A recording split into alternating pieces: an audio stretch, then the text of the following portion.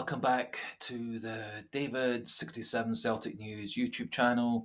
Today, Tuesday the 19th of September, big day for Celtic with our first Champions League game in just about 11 hours tonight against Feyenoord in Rotterdam.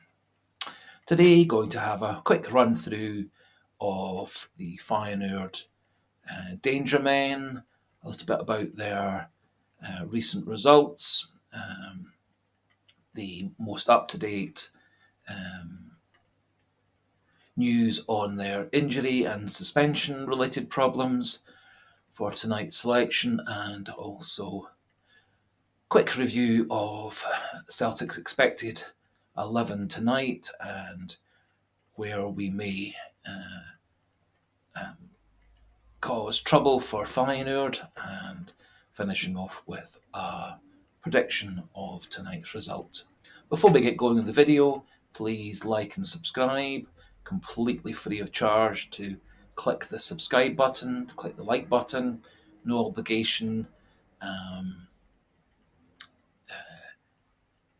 By clicking the subscribe button, it just shows your support for the channel and to help the channel prosper and succeed and reach a wider audience. So please, if you could, click the subscribe button to boost the numbers further and further.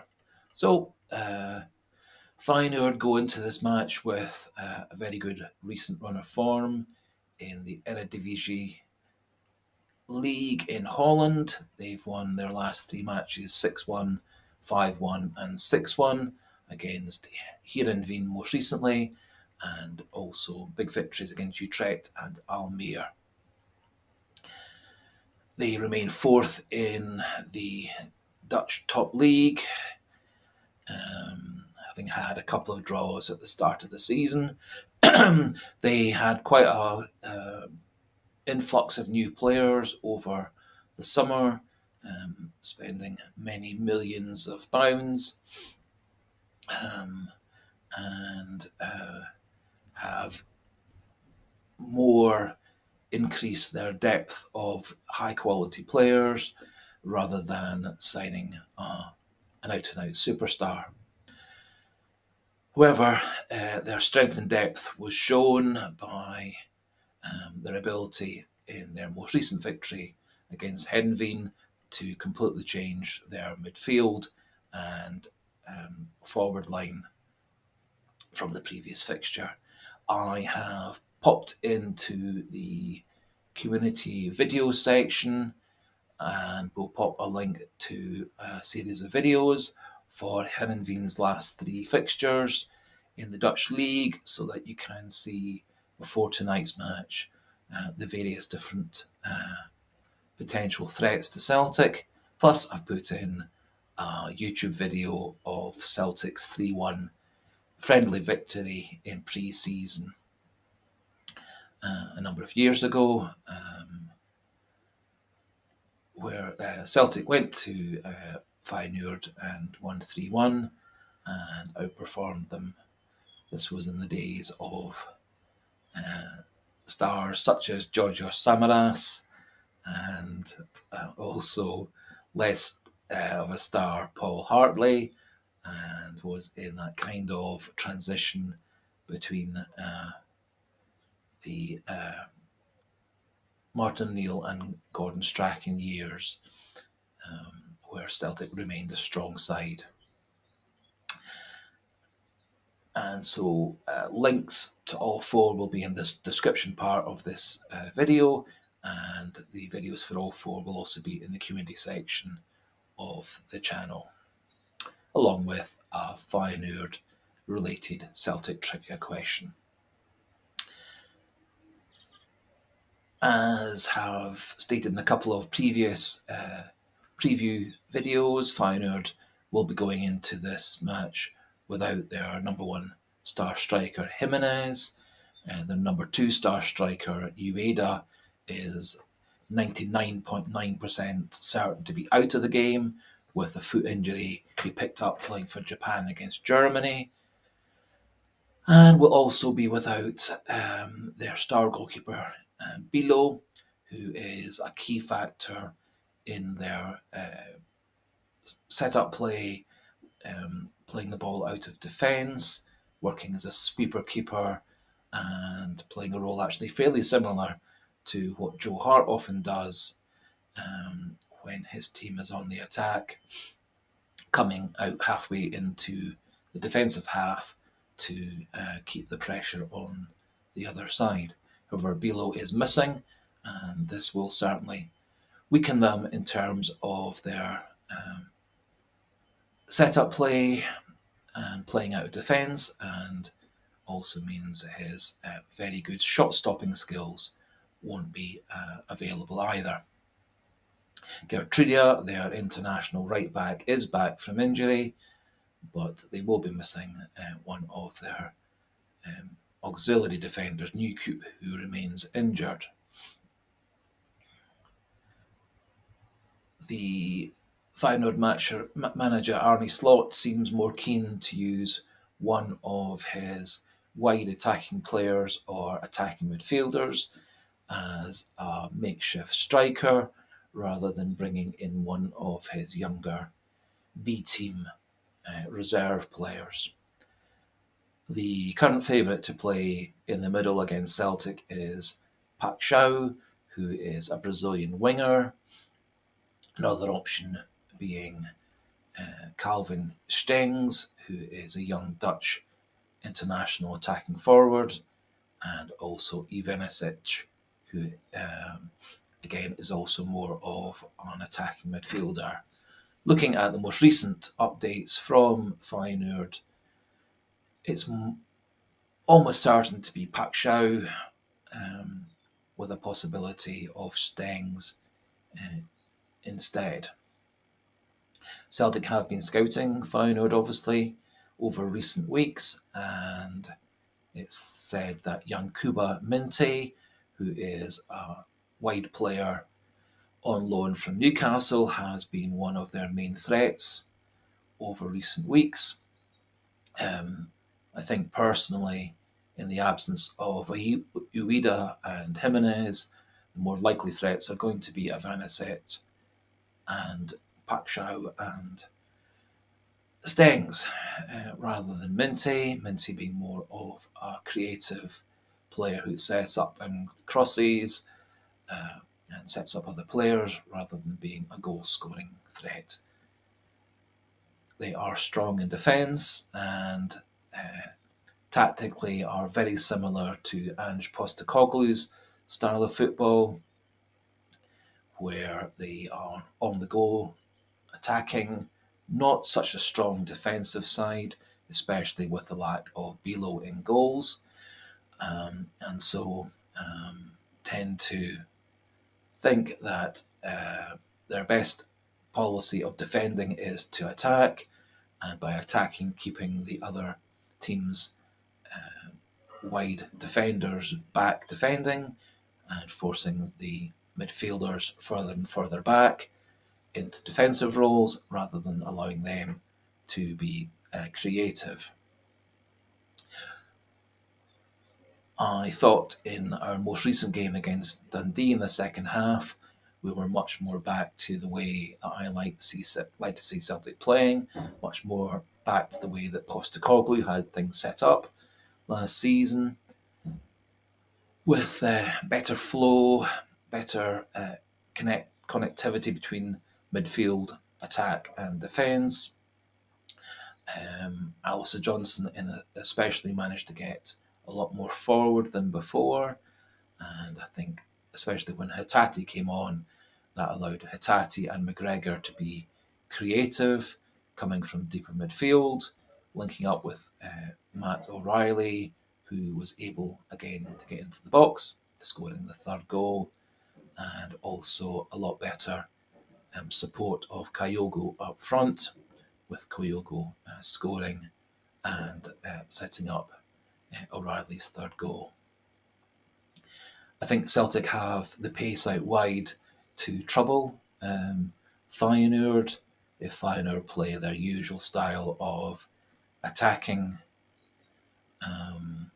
It may mean that Taylor and Johnson do have to keep further back to be more defensive, but I think the use of Maeda and our other wide players on the flanks will be a troubling feature and tactic for Feyenoord. I think Celtic very much do have the tools to score goals tonight against Feyenoord, and I think we have the tools in midfield to take control there and nullify their attacking midfielders and creative midfielders. And I think Johnson and Taylor are both good enough to control the wide players. My main concern is going to be in central defence. In his press conference, Rodgers was a little bit unconvincing as to whether Nat Phillips will or will not be fit. He originally was playing down the severity of Phillips's ankle injury, and Phillips did appear to be training fully yesterday morning with Celtic prior to coming to Feyenoord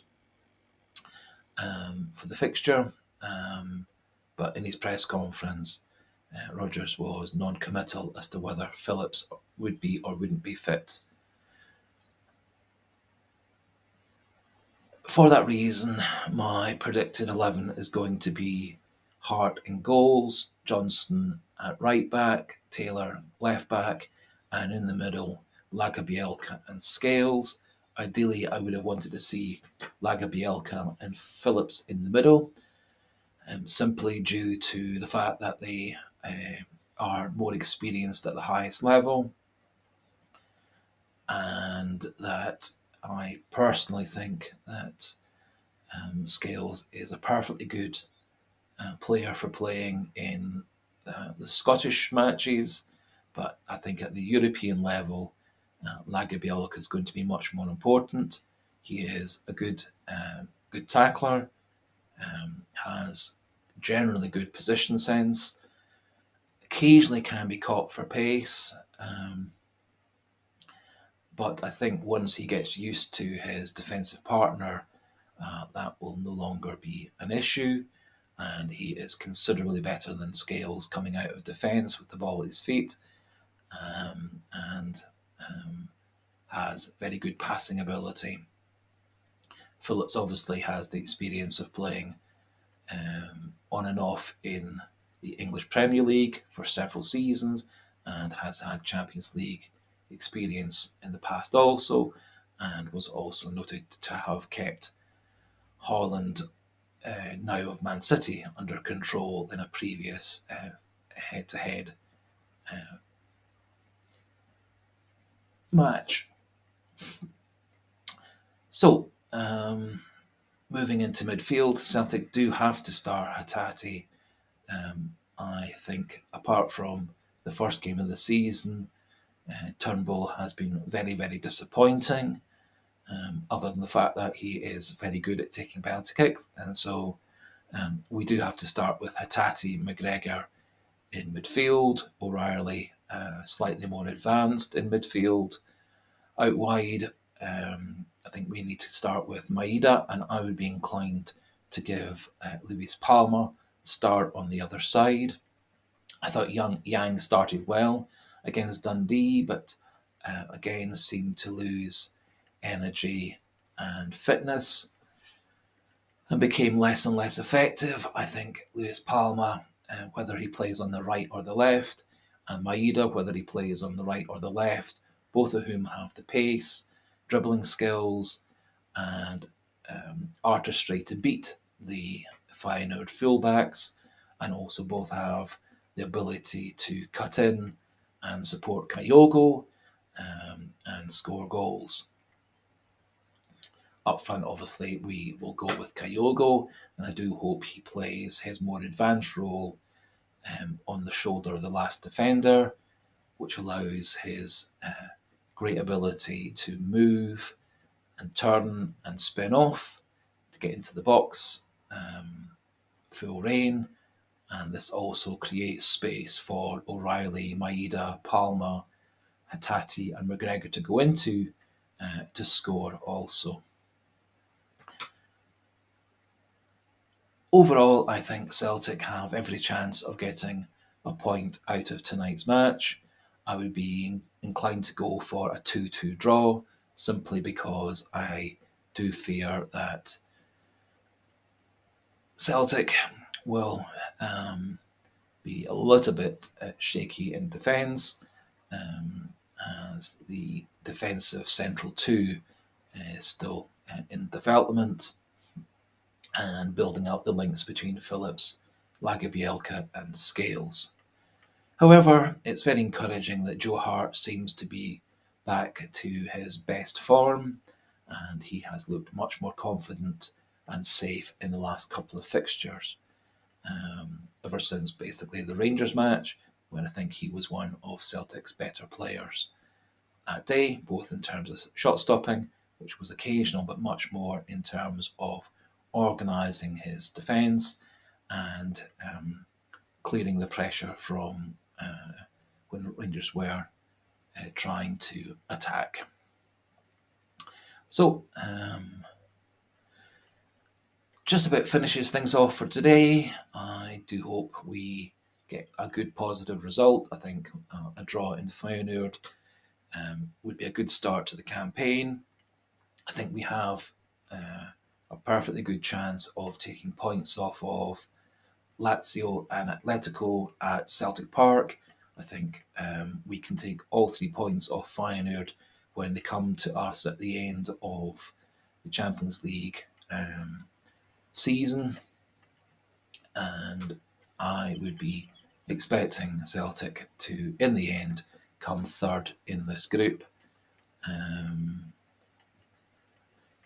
Possibly second, depending on how well Lazio regain their form, as they've had a rather poor start to the season.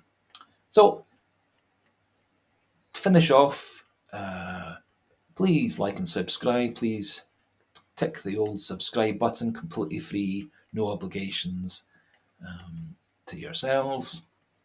Do have a wee go at the Feyenoord related Celtic trivia question. And finally, good luck Celtic. And goodbye and hail, hail.